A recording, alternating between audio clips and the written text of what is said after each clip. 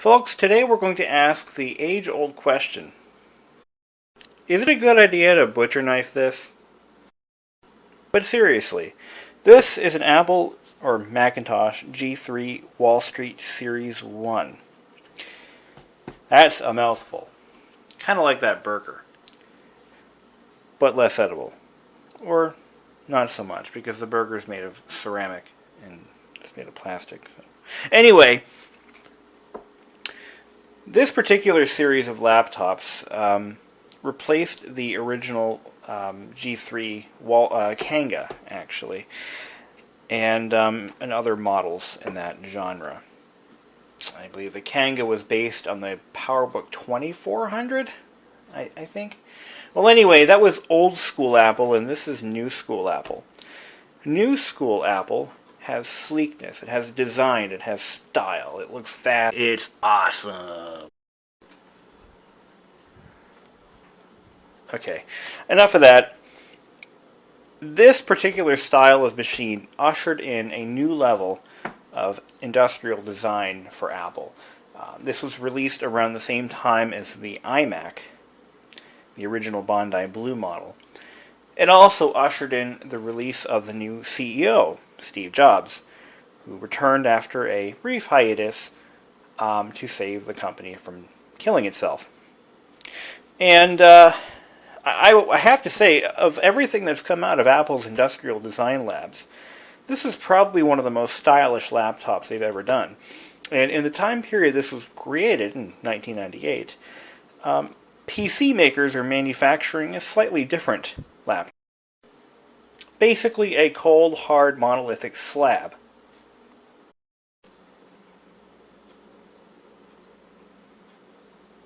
Which one would you rather be seen with? Okay, that aside, I love the 760 XL. It is a real engineer's laptop. But let's face it, in a beauty competition, which one do you think would win? Brick? Not a brick. Yeah.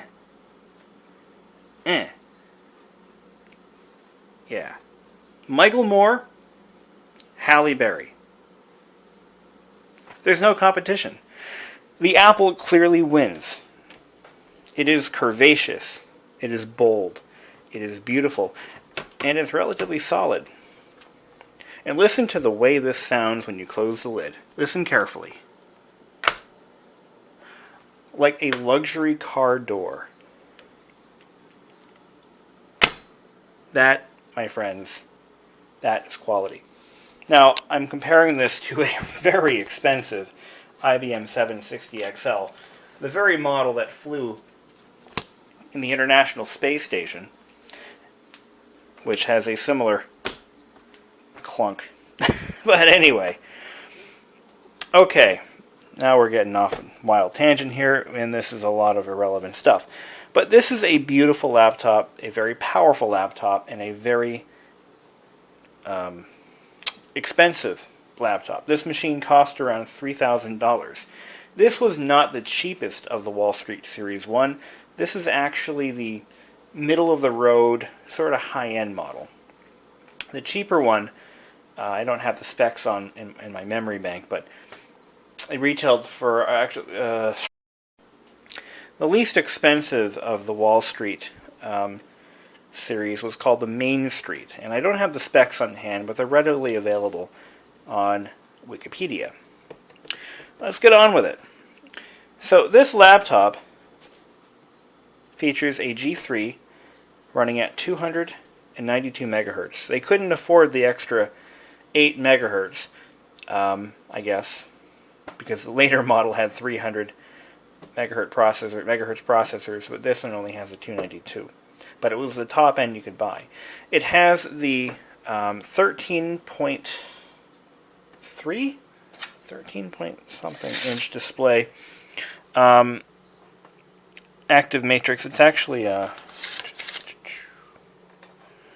14.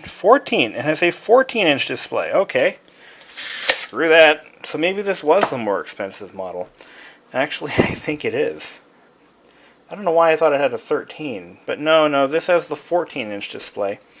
So this was actually more of a $3,500 laptop in its day. I guess it's not what I thought it was. I guess we learn something new every day, don't we?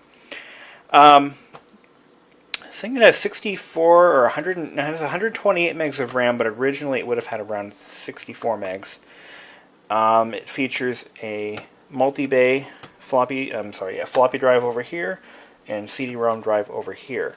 What's cool about the multi-bay units is that by flipping this lever here, you can pop the drive out and replace it with a battery. You can do the same thing on the floppy drive side. So you could run this sucker on 2 batteries, which will give you nearly 6.5 to 7 hours of battery life on a full charge. You could practically cross the United States on an aircraft and still have battery power for the entire flight, in theory. And what's cool about these multi-bay units is that the floppy drive can fit on the wider bay, which is designed for the optical drive. I'll show you that in a second. If, for example, you wanted it on that side, you can make it happen. Now, what makes this particular bay special is that it has a little knockout slot that allows the wider optical drive to fit. And there are other accessories that could be had with this machine. For example, you could buy an LS120 drive, which is a 120 megabyte floppy disk, or you can buy the optional zip drive for this machine, which back in the day, those were the alternative to CD-ROM drive or CD-ROM burners. At that point in time, CD-ROM burners weren't really as popular due to high cost. So many people used zip drives, LS120 drives, and even floppy drives for storing data. The internal hard drive is the original 8 gig drive that still works. It's been reloaded. I put OS 10.03. Yeah, 10.03 is what's on here now. And runs quite well. Let's fire it up. So you'll notice that there is no battery installed. I don't have one for it. And I don't plan on acquiring one either. So, because any battery I get is going to be bad anyway, so why would I waste my time? Let's see if this sucker runs. I haven't fired this up in a while. I think it's actually fully charged. There goes the hard drive on that one. Let's do a little boot off, shall we? Okay. Got a problem here. That one's dead. It always makes sense to test out machines before you start shooting video. The hard drive in this laptop has failed since the last time I used it. You can hear it spinning up and down, up and down, up and down. It's I guess it's going to hinder my ability to continue on with this video. But so let's go ahead and watch the IBM boot up. I shut it down improperly, so it's doing a scan disk. I need to come clean. What I had done a couple days ago, when I originally set out to shoot the video for the G3, which is why it hasn't been done yet, I found that it wouldn't boot up. And it was doing exactly what it's doing right now.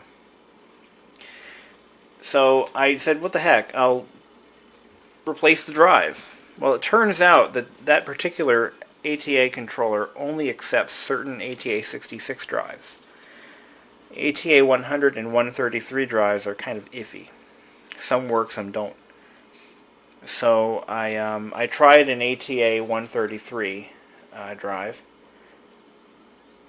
and it didn't work. It was a 20 gig drive that was sitting on my counter for the longest time. I don't know where it is now. But it's gone. It doesn't work because it's not compatible. And I don't really want to buy another drive for it. So I don't know what I'm going to do with it now. But I rebuilt the machine with a fresh install of 10.03, and it worked. It was running fine. I ran it a couple of days. I fired it up. Okay, works good. Now it said, screw you.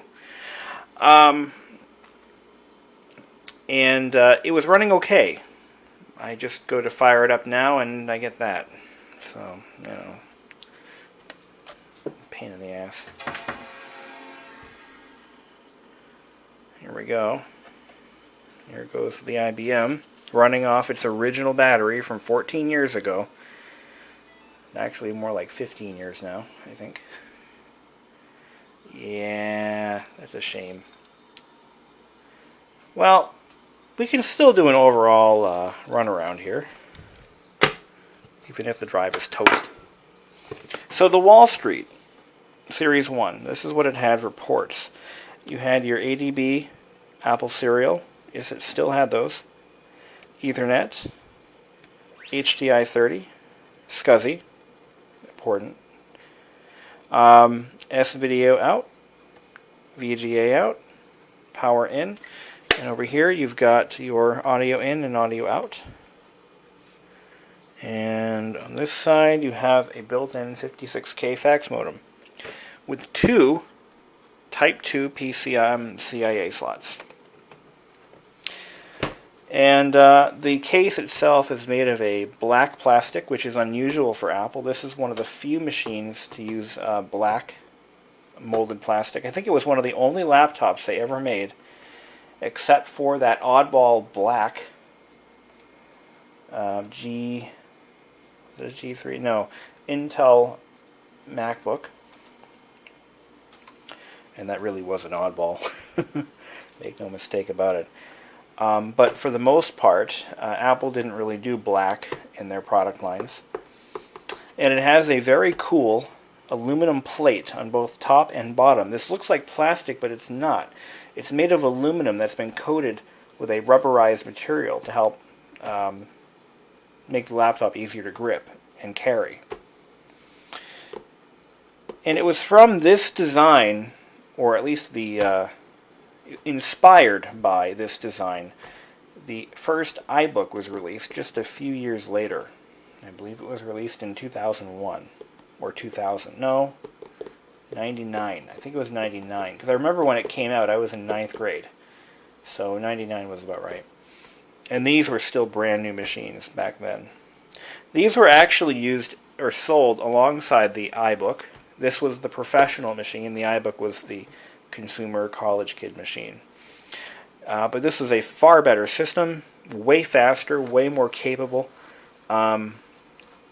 This was a business traveler's notebook is what it really was. Or the headmaster or someone in a higher place in a school district would have used this. What's cool about this body style is that it lasted until the titanium PowerBook was released. And in my opinion, it's better looking, it's more durable, and it's more timeless than the aluminum power or the titanium PowerBook. The titanium PowerBook, in my opinion, is a complete failure because the design wasn't really that durable. The titanium plates would fall off over time. The hinges would snap off. The displays were prone to damage because there wasn't enough clearance between the keyboard and the display polarizer. And they would start to, you would actually develop rub marks on the display from the keyboards. But that was never an issue on this model. It was a very rugged machine. And it's easy to service. I'll show you what I mean. So we're going to take both multi-bay devices out. By the way, I am going to save this laptop. I just need to go hunting for a hard drive. I think I know where there might be one. But I've got to make sure it's still there. There's two little levers. I'll just try to show you on camera here. You can barely see them. I must have a flashlight here. Ah, there it is.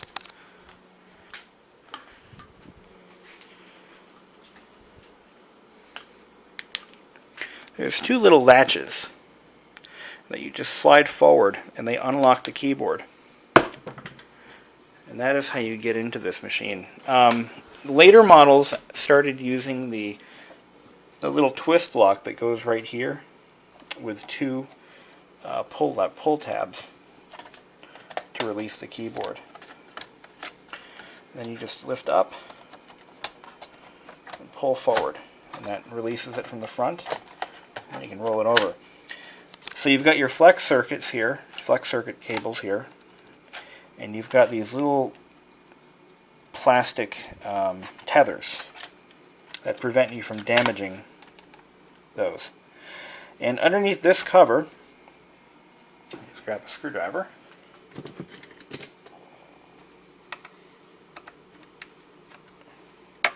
It's also one of the easiest laptops in the history of mankind to have an easily upgradable CPU. I believe there were several third-party CPU upgrades for these, and they were easy as hell to install. You just lift up this little tab. This cover comes off. This contains the heatsink material, or actually the entire heatsink for the CPU.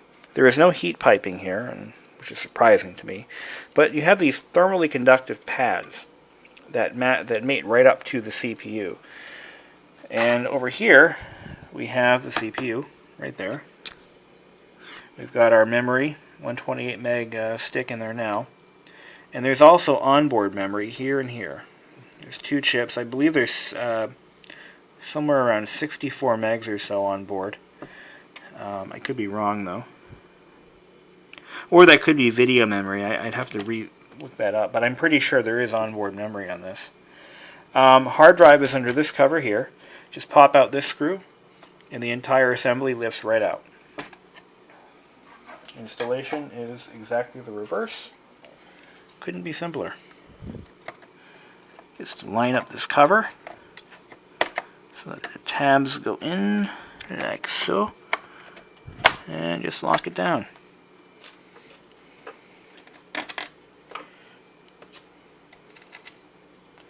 Easy peasy, Japanesey.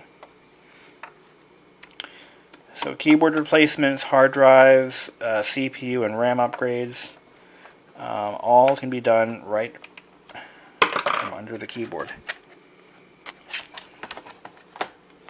And then to put the keyboard back in, you just line up these rear tabs and then press down, and the latches should automatically engage. They are spring-loaded, just like that. Pretty intelligent design. Of course, IBM, being IBM, had an even better design. I don't know why I'm comparing these two, but they just happen to be in the same place at the same time. Sometimes it's just all about that. So with the IBM, the machine can be running, as it is now, and you just pull the keyboard up. It automatically suspends the machine, and you can replace your optical drive, battery, hard drive, memory, all right from there.